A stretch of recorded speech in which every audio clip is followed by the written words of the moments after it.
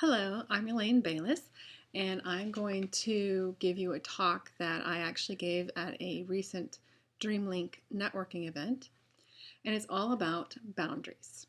So the first question is, what is a boundary? There's actually a lot of confusion about this. People aren't sure what a boundary is, what it means. We think of rules, we think of limits, we think of selfishness. So I'm going to use the Cloud and Townsend definition. I'm using their book, Boundaries. It's by Dr. Henry Cloud and John Townsend, and it's a really great book about boundaries. Their definition of a boundary is anything that helps to differentiate you from someone else or shows where you begin and end. And the example they use is skin. This skin is actually a delineating organ. It shows where I begin, where I end. The also interesting thing about skin is it's porous. It's designed to let things in, and it's also designed to excrete and keep bad things out. So that's an important thing to remember, that boundaries are porous. I want to talk about the 8 common myths of boundaries because these are the things that keep us from setting boundaries in our lives. The first 4 deal with pain in relationships and our fear that boundary setting will somehow mess up our relationships. That if we set boundaries, other people will hurt us in response, or our boundaries will hurt other people. We're afraid that if other people set boundaries and we accept them, that will actually hurt us. And we also are afraid that boundaries can destroy relationships by burning bridges.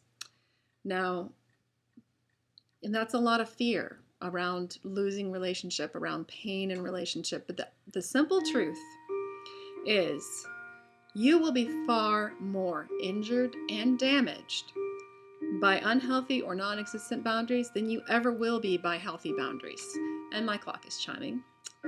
So I'm going to repeat that for you. The simple truth is you will be more injured and damaged by unhealthy or non-existent boundaries than you ever will be by healthy boundaries. As Cloud and Townsend put it, boundaries are a litmus test for our relationships.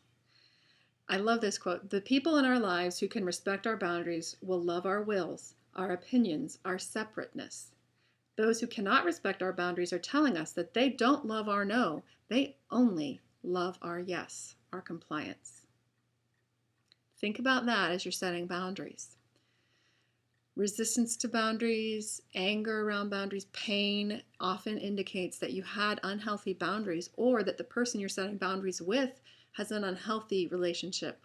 They want to dominate you quite often. There's 4 more boundaries, and I classify them as self-image and concern about what other people think about us boundaries. It's this concern that setting boundaries is selfish. It's disobedient. Especially if you're a child or a teenager, there's a lot of confusion there, but teenagers can and should set boundaries with their parents. And I say that with a great reservation. I'm not encouraging teenagers to rebel. However, all relationships have healthy boundaries, and that goes both ways. Setting boundaries makes us angry, we think, or it indicates that we're angry. We also feel like setting boundaries is going to make us feel guilty. And I got to tell you, you may very well get angry when you set boundaries, but it's not because you set boundaries. It's because when you set the boundaries, all of the pain and anger and resentment from not having those boundaries in the past is going to surface unless you've already dealt with it. As far as guilt trips go, people don't like change at all. And they will resist when you set boundaries if that changes the relationship. And a lot of times people resist using guilt trips. That's the simple truth. So when I am dealing with people, I encourage them, think about who are you listening to? Are you listening to people who love you and want the best for you? Or are you listening to people who want something from you? Because the people who want something from you are not interested in you setting healthy boundaries.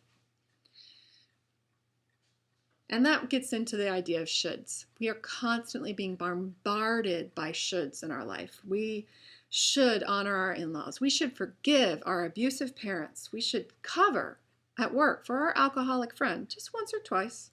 We should volunteer in our kids' schools. We should give money to our religious organizations. Heck, we should give money to every single coworker who does a fundraising walk or run or bike ride. We should attend every gift-giving occasion and bring a $50 or $75 gift.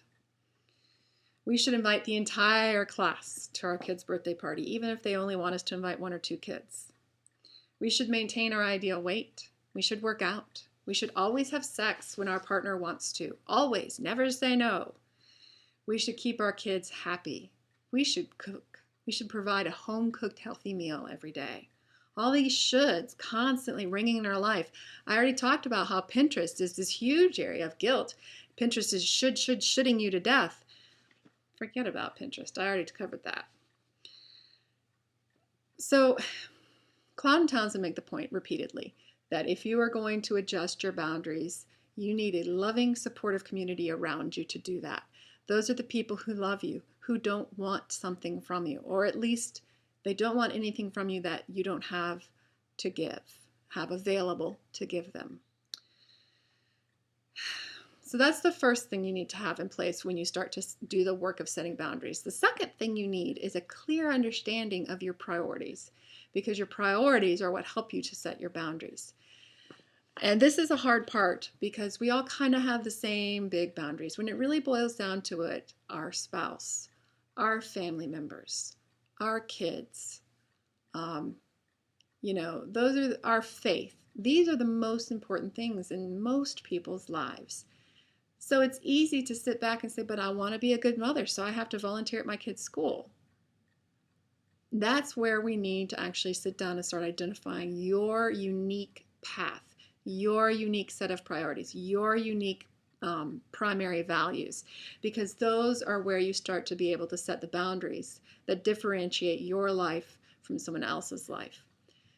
So being a good mom may mean that you're involved in the day-to-day education of your child, in which case absolutely volunteer at their school, be a room mother, get on the PTA, get on the school board. But maybe your priority as a mom is to give your child experiences, vacation experiences. And so what you need to do is actually go to work at a 9-to-5 job to make money to take your child on vacation, in which case volunteering for the school is not actually contributing to your overall goal of being a good mom. And Claire Luffman always says this. It's so great. How can you know what to say no to marketing-wise if you don't have a marketing plan? And that's what I'm trying to get at. If you don't have an understanding of what your primary values are, you're not going to be able to create your unique path and set the boundaries that reflect your unique set of values. I have a list of activities that I'd like to encourage everyone to try. List 100 life goals, 100 with no limits. If one of your goals is to go to the moon, write it down. The idea is to be creative, and you're going to have to get creative because making 100 goals is really hard. Make 100 life goals and then look for your trends. Start looking for categories. What are you looking for? Are you looking for experiences? Are you looking for education? Are you looking for reading books? Another activity, pick 3 adjectives to describe you in your ideal form. My adjectives are hospitable, generous, and loving. Those are the 3 adjectives I want to describe me.